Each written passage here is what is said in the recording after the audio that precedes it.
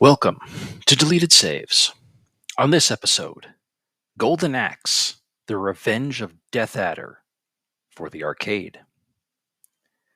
My foray into reviews of Sega titles in the history of this show have been woefully a small number. And to be honest, for good reason.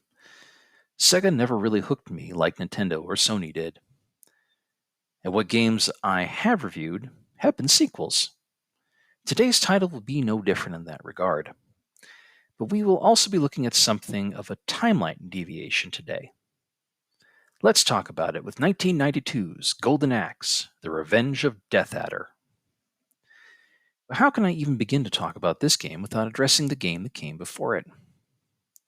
In a very brief summary, Golden Axe was released in 1989, the same year as record-breaking Final Fight, and is set in a Conan the Barbarian-style sword and sorcery high fantasy world where a barbarian evil overlord calling himself Death Adder has claimed an ancient weapon called the Golden Axe that can grant immortality and is the symbol of the land of Uria, where the adventure takes place. Death Adder plans to kill the royal family and destroy the axe unless everyone bows down and recognizes him as the only true ruler. In response, three warriors, human loincloth model Axe Battler, Amazonian lingerie model Tyrus Flare, and dwarven model citizen Gilius Thunderhead, set out to kill Death Adder in revenge for the losses each has suffered because of him. After a short arcade adventure where they slay barbarians, rescue peasants, and ride more giant magical animals than the attendees of an extra-large fursuit convention, the trio sends Death Adder to his own death and concludes their adventure.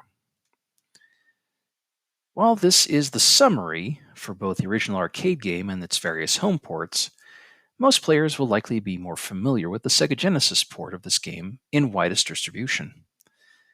I know that's how I first learned of it. Golden Axe is a beat-em-up cloaked in fantasy skin, and was right at home next to titles like Splatterhouse and Streets of Rage on the Genesis. It even got two sequels. And the Golden Axe 2 on the Genesis sees the three title characters return to battle a new Dark Lord, looking to crush the land under his boot heel in pretty much the exact same fashion as the previous game.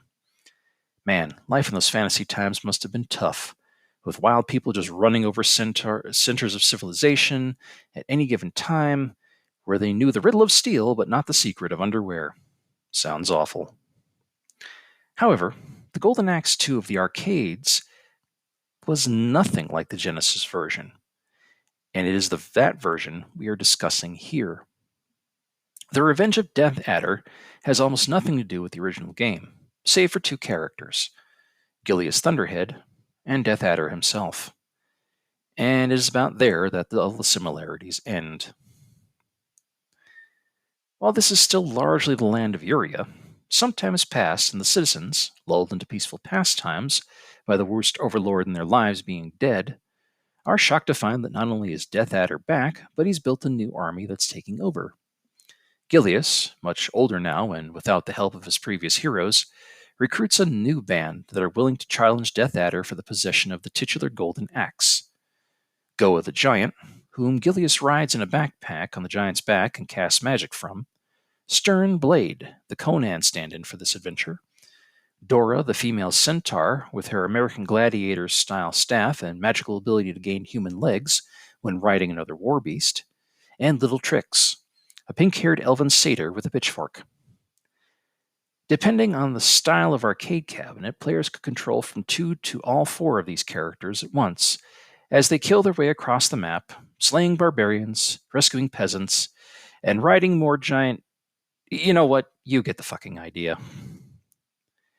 The real meat of this game is the new playable characters, the new magic each character brings to bear of the fire, lightning, and death, and healing variety, as Trix's spell grows apples that can replenish the team's health mid-battle and is the only non-offensive spell, and the fact that the concept of branching paths was added to the game, where the players would have to decide on the fly which of 3 routes to take to reach the summit of Death Adder's mountain fortress at 2 separate points. There were some additions from the previous game, like full-body mask-wearing spearmen and tree monsters alongside the leather onesie-wearing thugs and ogre-like barbarian women. But really, They are all fodder until you reach your final opponent. And the final battle puts on a real show. For each of the stages of Death Adder's fortress you defeat, a fortress shaped like himself, each part explodes and falls away into the canyons below. When you reach the top, you fight Death Adder and some thugs, only to defeat him, and he seemingly falls to his death. And a fucking dragon with a full platform harness shows up to rescue your party. And while you fly away, Death Adder flings himself onto the platform to fight your party 4-on-1. And whoever lands the death blow against him, Gilius leaps from the backpack he has been waiting in this whole time and jams his axe into Death Adder's head, and the two fall to their deaths miles below. And there you have it, folks. The whole story of Golden Axe, the revenge of Death Adder, right there for you to savor. Why the fuck's sake it gave this in the arcade and a completely different experience on home console, I have no idea. And this version of the arcade Golden Axe 2 wasn't ported to anything until 2020, when it was paired up for the first time with the first Golden Axe arcade game, not on home console, but on a pair of home arcade machines on the Astro City Mini and the Arcade 1-Up home cabinet recreation. And since I have never heard of either of those until I wrote this review, I wasn't even aware of it. I thought emulation was the only way.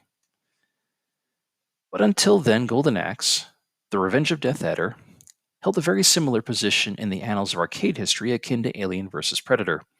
People played it, and certainly remembered it, talked about it, critics reviewed it and gave it outstanding scores, and often put it on best-of lists for beat-em-ups, but nobody could find the damn thing because the companies that owned them just never brought them home, which in their own way made them legendary in the concept of nostalgia.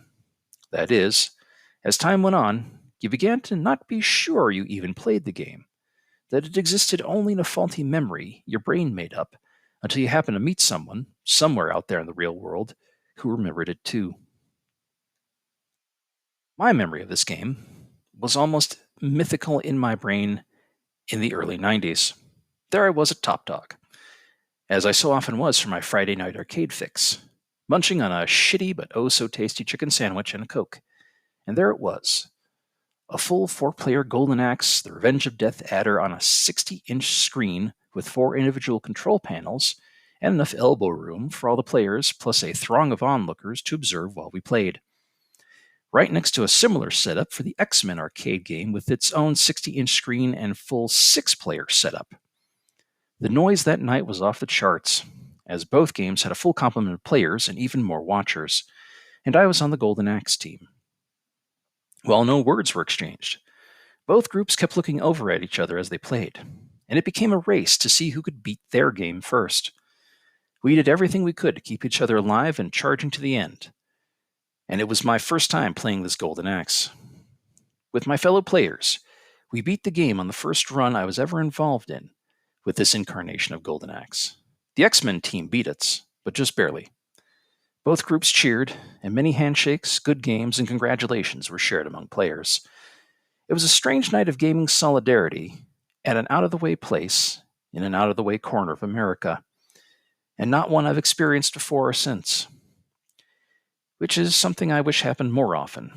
But I see the spirit of that night live on in speedrun races of games online at places like Games Done Quick, so it gives me hope for the future of gaming and those who play games. Golden Axe, The Revenge of Death Adder, is not the Golden Axe 2 you think it is.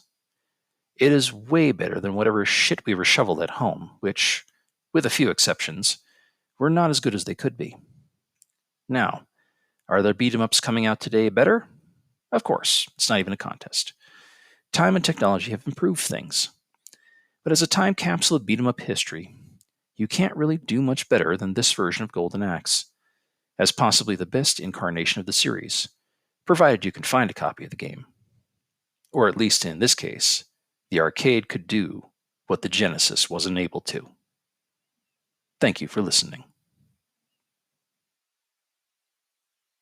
Deleted Saves would like to thank Brad for being a patron of the show. If you would like to become a patron of the show, please go to patreon.com and check out Deleted Saves podcast. All donations go directly towards maintaining the show itself. Thank you.